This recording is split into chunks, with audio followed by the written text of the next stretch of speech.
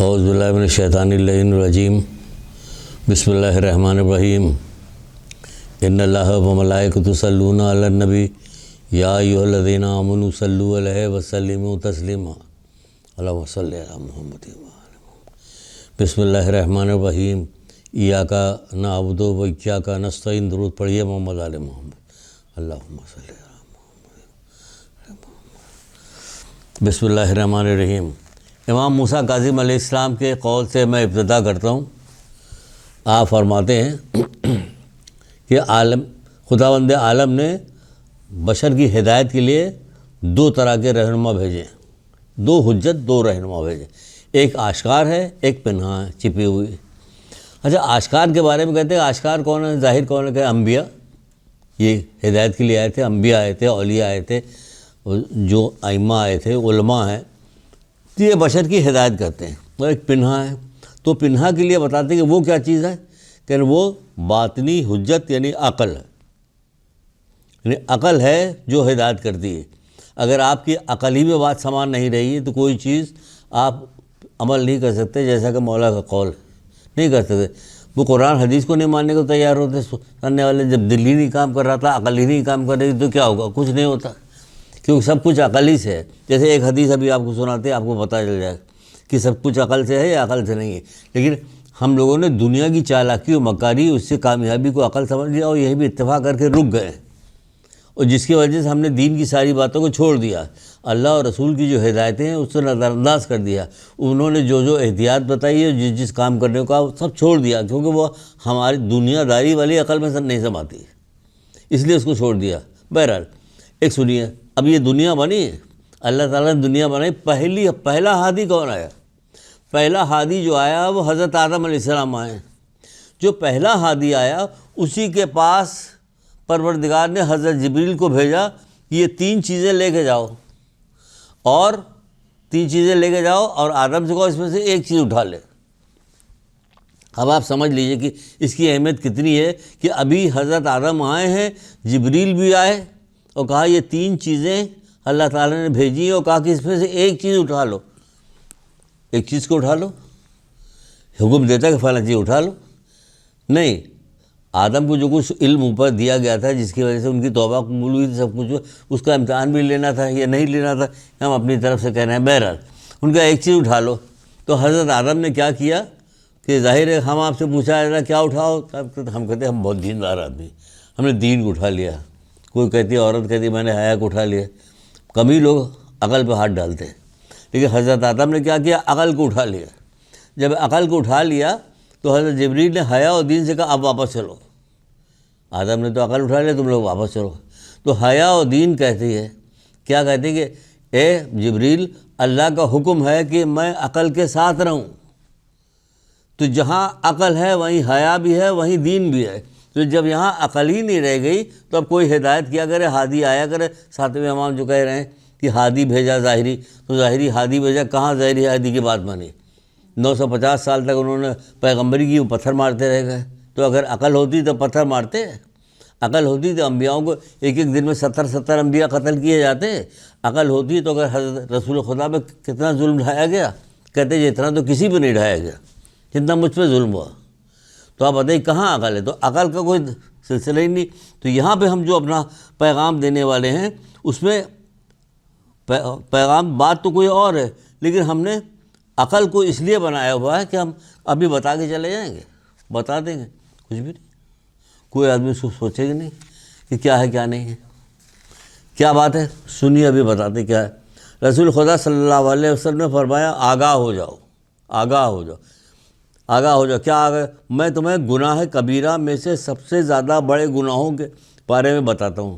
گناہ کبیرہ میں سب سے بڑے گناہ کے بارے میں بتاتا ہوں۔ بتائیے، آپ سے کہا جائے گناہ کبیرہ کے بارے میں، گناہ بتائیے کون کون سے، تو لوگوں کو یہی نہیں پتہ کہ کبیرہ کیا اور صغیرہ کیا ہے۔ یہ تو عالم یہاں کا بتاتا ہوں۔ کسی کو خدا کا شریک قرار نہ دینا، پہلا، کسی کو خدا کا شریک قرار نہ دینا، اور والدین کے ذریعے سے آنکھ نہ ہونا، والدین کو ایسی اذیت نہ پہنچانا کہ جس کی وجہ سے آنکھ ہو جاؤ۔ اور تیسرا کیا ہے؟ تیسرا بتاتا ہے اور وہ جھوٹ ہے، جھوٹ کا بولنا اتنا بڑا گناہ ہے کہ شرک کے ساتھ ملایا گیا۔ ماں باپ کو اذیت دے کے آنکھ ہونے کے ساتھ ملایا گیا. کیا چیز؟ جھوٹ.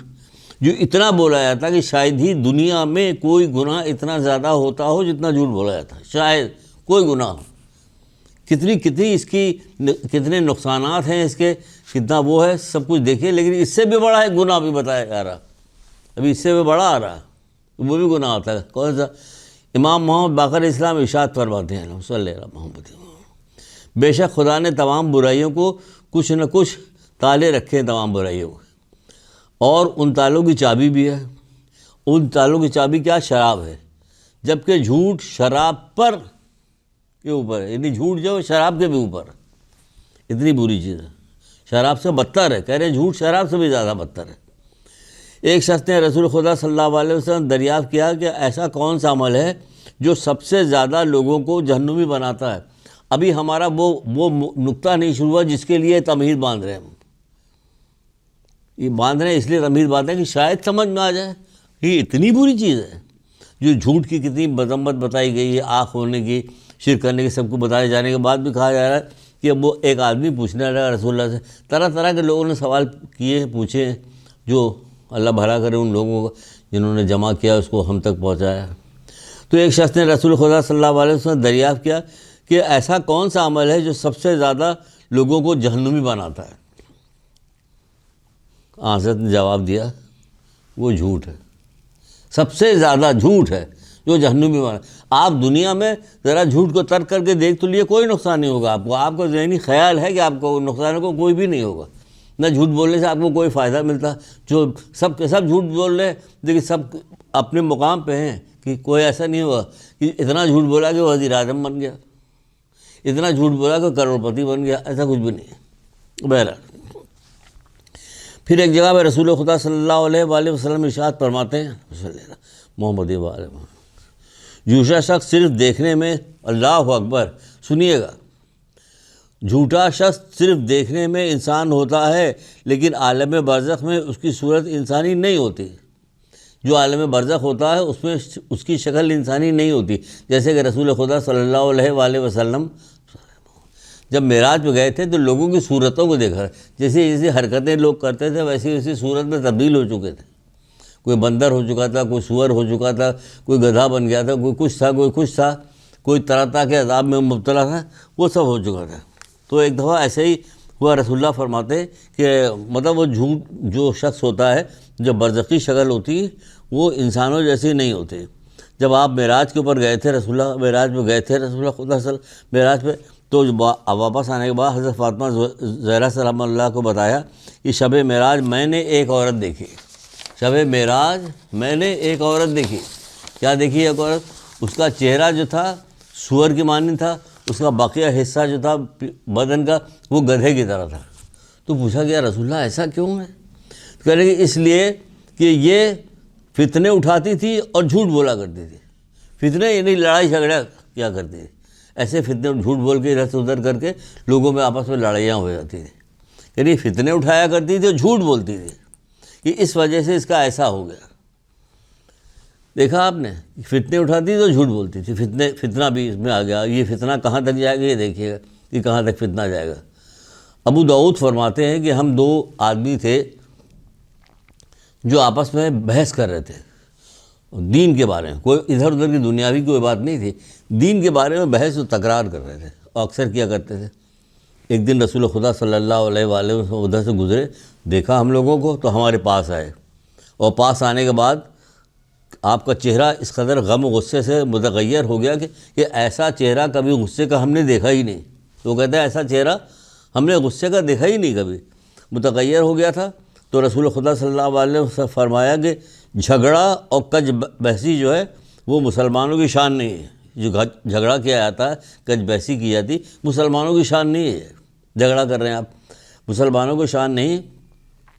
جو لوگ ایسا کریں گے میں ان کی شفاعت نہیں کروں گا. اتنا بڑا جرم قرار دے رہے ہیں. کہہ رہے جو لوگ ایسا کریں گے میں ان کی شفاعت نہیں کروں گا. ٹھیک، اتنا بڑا گناہ ہے آپس میں جھگڑا کج بحثی کرنا. جی ہاں، اتنا ہی بڑا گناہ ہے. اس سے بڑا گناہ کیا ہو سکتا ہے؟ میں ان کی شفاعت نہیں کرنی. شفاعت نہیں کر رہے ہیں ہم، ان کے ماننے والے سب کچھ بھی ہے لیکن ہماری شفاعت نہیں ہو رہی. ہم ان کی شفاعت نہیں کریں گے. کس کی شفاعت نہیں؟ جو ایسا کرے گا میں ان کی شفاعت نہیں کروں گی. کیونکہ ابتدائی چیز جو سب سے پہلے مجھے بتائی گئی رسول اللہ کہتے ہیں وہ یہی ہے کہ شرک کے بارے میں کہا گیا کہ شرک نہ کرنا اور جھگڑا نہ کرنا، کسی سے جھگڑا نہ کرنا. بت پرستی کے بعد کج بیسی اور شرک جو ہے کہ یہ نہیں کرنا. حضرت علی بھی فرماتے ہیں کہ عقل مند کی تعریف، جیسے عقل بتایا نا آپ کو، تو عقل اسی لیے بتائے تھے کہ حضرت علی نے بتایا کہ عقل مند کون ہے. کہ عقل مند جو ہے کچھ باتوں کو نظر انداز کر دیتا، کچھ چیزوں کو درگزر کرتا، بات پہ دست گریباں نہیں ہوتا، لڑتا نہیں ہے. اس کا مطلب عقل نہیں ہے. تبھی بات پہ لڑا جا رہا ہے، چھوٹی چھوٹی بات پہ غصہ کیا جا رہا ہے، لڑا جا رہا ہے. تو وہ کہہ رہے ہیں کہ بات پہ جھگڑا نہیں کرتا، کچھ چیزوں کو نظر انداز کر، کچھ چیزوں کو درگزر کرتا ہے. پھر ایک جگہ پہ اب اس کا یہ تو بری بات ہے نا کہ آپس میں جھگڑا نہیں کرنا چاہیے. اس کی فضیلت کتنی ہے یہ جو بتائی جا رہی بات، جو رسول اللہ بتا رہے ہیں، یہ اگر لوگوں نے دیکھ لی، سن لیا، اس پہ عمل کیا، اس کی فضیلت کتنی فضیلت. یہ اتنا بڑا عمل ہے، جھگڑا نہ کرنا، جھگڑے کو ترک کر دینا، اتنا بڑا عمل ہے. اس کی فضیلت دیکھیے کتنی ہے. رسول خدا صلی اللہ علیہ وآلہ وسلم ارشاد فرماتے ہیں کہ میں جنت کے اعلیٰ ترین درجے پہ کھڑا ہوں گا، جنت کے اعلیٰ ترین درجے کھڑا ہوں گا، اور ہر ایسے شخص کو دلواؤں گا جو لڑائی جھگڑے سے پرہیز کرے گا. اعلیٰ ترین درجے پہ کھڑا ہوگا اور ایسے شخص کو دلواؤں گا وہ جگہ کہ جو لڑائی جھگڑے سے پرہیز کرے گا، اگرچہ وہ حق پر ہی کیوں نہ ہو. بہت ساری چھوٹی چھوٹی بات ہوتی ہے ایسی کہ اگر آپ درگزر کر دیں گے آپ کو کوئی نقصان نہیں ہوتا، آپ صرف چپ ہو جائیے اس لیے کہ لڑائی جھگڑا نہ ہونے پائے. اللہ کے رسول نے منع کیا. شرافت کی دلیل بھی ہر وقت جھگڑا نہ کیا جائے، تو میں ہر وقت ہو رہی کوئی اچھی بات تھوڑی ہوتی ہے، عزت گھٹتی ہے. اور وہ بھی بتا رہے کہ ایسے شخص کو دلواؤں گا جو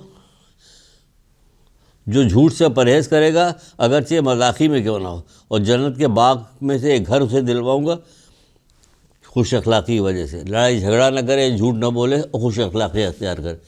جنت کے وسط میں باغ دلاؤں گا میں دلاؤں گا، وہ فرماتے ہیں.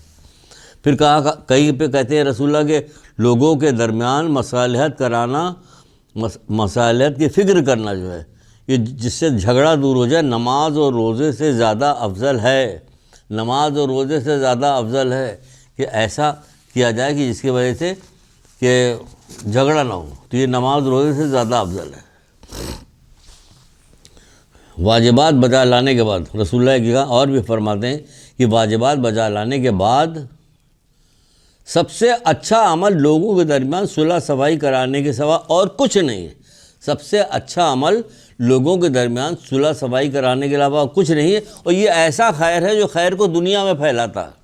کیا بات ہے، سبحان اللہ سبحان اللہ. یہ ایسا خیر ہے جو خیر کو دنیا میں پھیلاتا ہے. بھائی جھگڑا ہی فساد نہ ہوگا تو خیر ہی خیر رہے گا، اللہ بھی راضی، ائمہ بھی راضی، معصومین بھی سب راضی رہے گا. خیر کو دنیا میں پھیلاتا. پھر امیر المومنین علیہ السلام کو وصیت کرتے ہوئے رسول خدا نے کہا، اے علی، بے شک خدا مصالحت کی خاطر جھوٹ بولنے کو بھی پسند کرتا ہے. دیکھ لیا آپ نے، ابھی جھوٹ کی مذمت ہو رہی تھی، اب جھوٹ بولنے کی کیا بات آئی آپ. یعنی کب خدا پسند کرتا ہے جھوٹ کو اور کب یعنی پوری زندگی ہر بات پہ جھوٹ کو ناپسند کرتا ہے. لیکن ایک چیز یہ ایسی آ گئی جو اللہ تعالیٰ کو اتنی ناپسند ہے، اس کے باوجود پسند ہے کہ اس نے جھوٹ کی اجازت دے دی. اب آپ سمجھ لیجیے کہ اس کی کیا، اس اتنے بڑے قول کی کیا اہمیت ہے. ابھی آپ کو جھوٹ کے بارے میں بتایا کتنی بری چیز. تو یہ کیا کہہ رہا ہے کہ اے علی، وصیت کرتے ہوئے، اے علی، بے شک خدا تعالیٰ مصالحت کے خاطر جھوٹ بولنے کو بھی پسند کرتا ہے اور دنگے اور فساد کی راہ میں سچ بولنے کو سخت ناپسند کرتا ہے. سچ بولنے کو سخت ناپسند کرتا ہے، دنگے فساد کے. ہم بالکل سچ بات کر رہے ہیں، یہ فساد ہو رہا ہے، اس پہ سچ بات کیا رہا ہو. پھر کہتے ہیں یہ تو ہم آپ کو سنا چکے، ایک جگہ اور بھی لکھا ہوا، جھگڑا اور تکرار جو ہے مسلمانوں کی شان نہیں. جو لوگ ایسا کریں گے ہم ان کی شفاعت نہیں کریں گے.